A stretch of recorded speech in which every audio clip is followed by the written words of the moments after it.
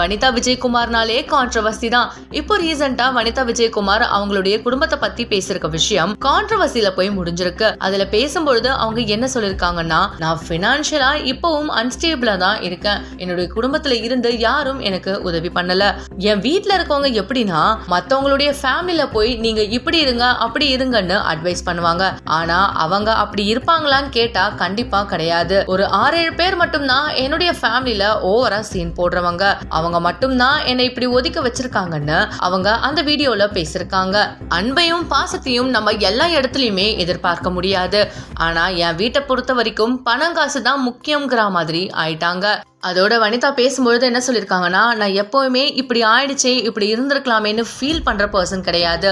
ஆனா என்னுடைய சகோதரிங்க கூட இருந்த வரைக்குமே எனக்கு நல்ல அழகான மெமரிஸ் இருந்துச்சு. அந்த மெமரிஸை நான் இப்ப வரைக்கும் கேரி பண்ணிட்டு இருக்கேன்.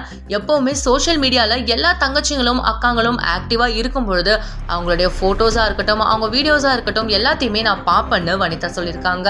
இப்படி வனிதா விஜயகுமார் அவங்களுடைய குடும்பத்தை பத்தி ஒரு பக்கம் பேச, ஜோவிகா கிட்ட அந்த இன்டர்வியூல உங்களுக்கு ட்ரீம் ஹவுஸ்னா எப்படி இருக்கணும்னு கேட்டதுக்கு ஜோவிகா அதுக்கு அது ஹவுஸா இருந்தாலே போதும்னு சொல்லிருக்காங்க.